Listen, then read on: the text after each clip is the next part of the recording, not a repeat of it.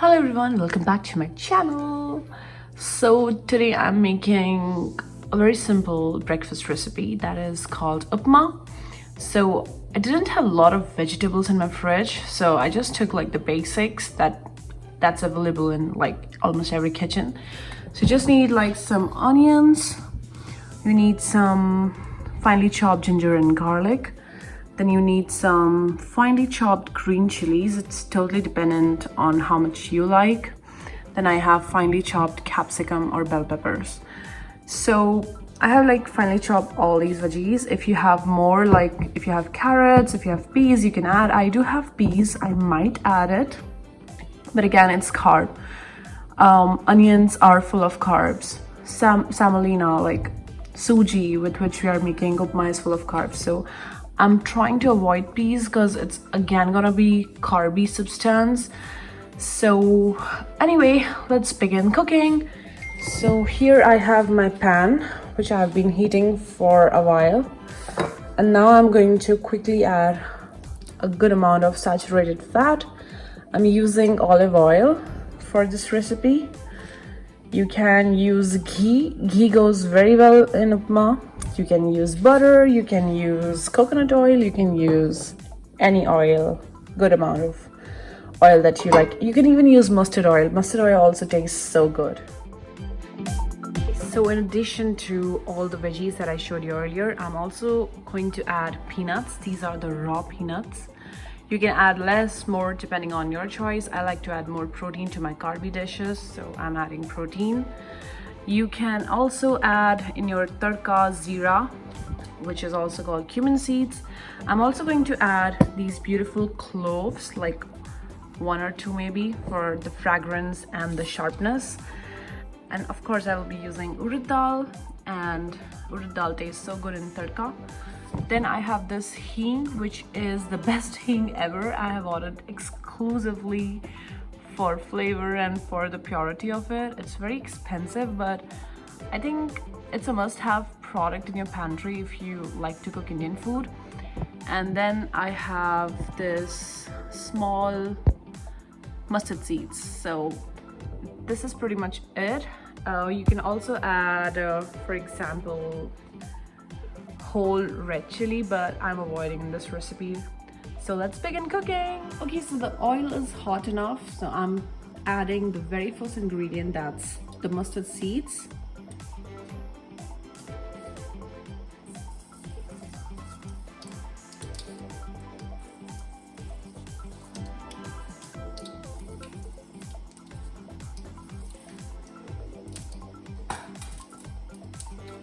So when you add the mustard seeds, you need to hear the popping sound. If the popping sound is not audible, it means that your oil was too cold before you added the seeds. So you have to add it in the hot oil. And that's the very first spice that's going in. And followed by the rest. So now I'm adding cumin seeds or zira. Then I'm adding urad dal or split urad dal, white color.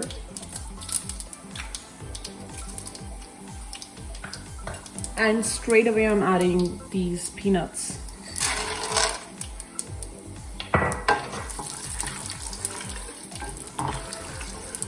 So normally I like to add curry leaves to my upma, but today honestly I do not have curry leaves, I do not have carrots, I do not have normal veggies that I like to add. So I'm just making a very basic upma that anyone can cook when they have very limited ingredients in the kitchen.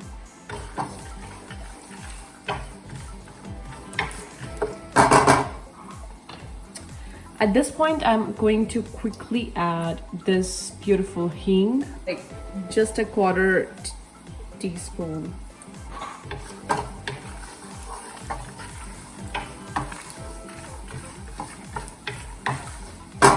And while the peanuts are getting fried, I'm also going to add my green chilies and ginger, garlic, so that it also gives some flavor to these, bland peanuts right now. And yeah, at this point I can also throw in like 2 cloves just to give fragrance and just to give like a little heat. So now goes green chilies, ginger garlic,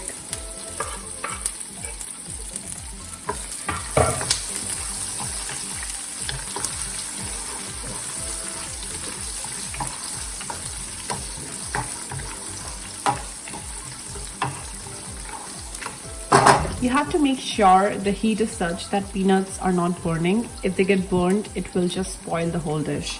So you have to be very careful with the heat. I have put my flames on the medium heat. So like you have to be very careful. You cannot just leave this and go anywhere doing any other job. You have to be here standing, mixing, keep mixing.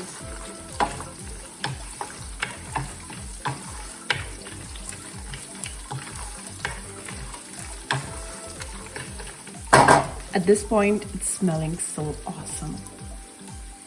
Okay, so I can guess by the smell if the peanuts are cooked or not, but if you cannot guess by smell, you can take out one peanut and see if it's getting a little crunchy. If it's getting a little crunchy, it's the time to add onions. So let's add onions.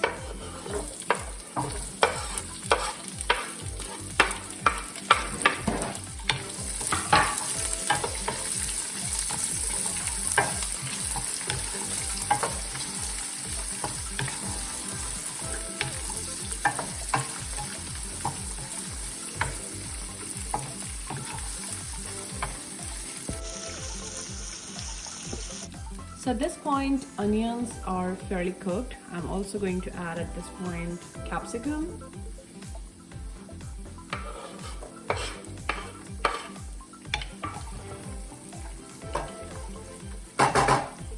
And I don't want to cook my capsicums too much because I like to keep a little bit crunch, a little bite to it. So I'm soon going to add semolina or rava, suji, whatever you call in your language. So usually I have the coarse suji, but in my pantry today, I only have fine suji. This kind of fine suji is mostly used for making halwa or kesari kind of dishes, but today I'm using this for upma. So it's totally unexpected ingredients, but ingredients that are kind of available in your kitchen, right? So I like to add with my experience. If I talk about in quantity, maybe one little bowl. Sorry, one little cup. So how I use it, like I just cover my entire veggies with suji, and when it's covered, I think it's enough.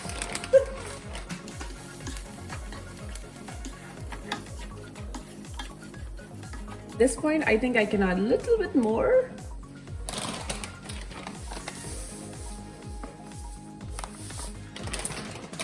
And I have to now roast it with all the veggies because otherwise it's not going to taste that great. So let me show you. Keep on mixing it, keep on mixing it, and keep on mixing it. That's the only key to roasting. And then I'm going to, at this point itself, add some salt to taste. And I'm also thinking to add a little bit extra oil because I think there is less oil and more semolina and veggies. So no harm in adding more saturated fats. Go ahead and do that. And just, mix well.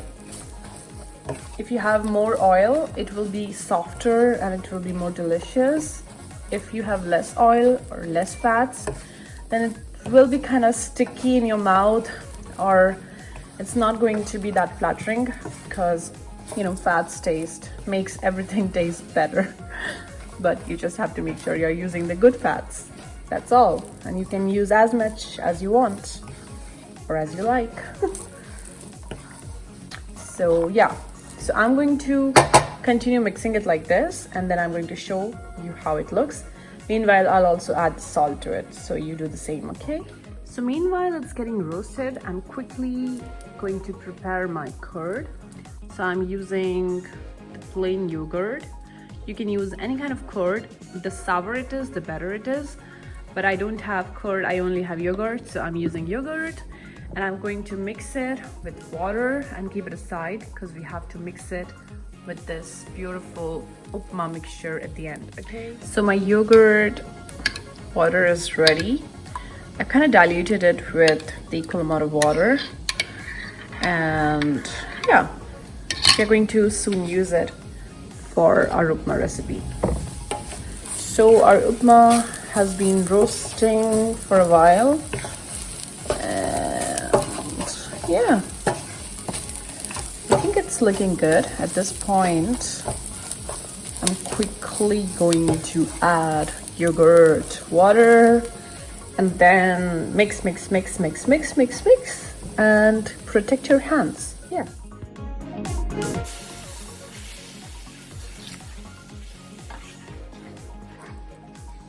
And at this point, you kind of have to keep mixing it because with time it will get thicker with the heat, and you don't want it to be stuck at the bottom of the pan you're using. So I'd say just keep, mixing it gently until the semolina has absorbed yogurt and the water, and it has kind of risen a bit. So the whole idea is to make semolina edible, make it soft, make it chewy, and make it digestible. Otherwise, it will go in your stomach, it will absorb all the water, and then you will have a bad tummy time. Okay, so if you want to avoid that, you gotta use enough water or enough yogurt with water, whatever. So it's totally up to you. And now mix.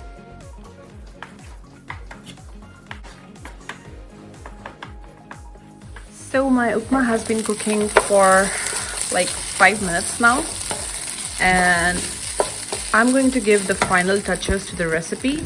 So what I'm going to do is I'm going to add some sugar.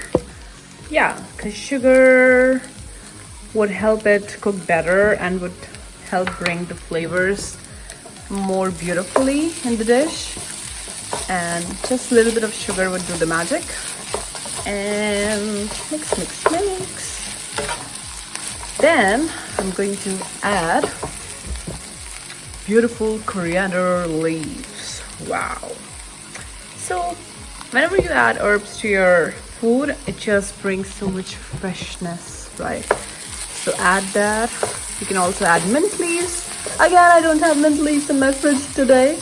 So this is totally a recipe that, you don't need special ingredients for.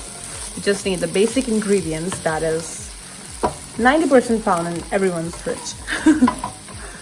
So yeah, at this point, I'm going to add some lemon juice. Let me squeeze in the lemon. I don't like to use the lemon squeezer because I think it just doesn't do its job like 100%. It leaves a lot of juice still in the lemon. So I like to squeeze it with my hands instead. This way I have squeezed everything out. Okay. Oh, mix. And then after mixing everything, you need to put the lid on and just steam it for like a couple of minutes, and it's done.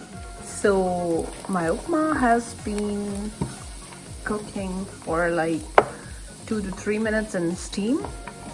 I just put the lid on and the steam cooked it even better, and it's looking so amazing. So I'm going to serve it now. Oh my god. This is just so beautiful. You should try it. It's the best Upma recipe ever. So, happy Upma! Keep watching my vlogs. Thank you so much for being here. Bye-bye and take care.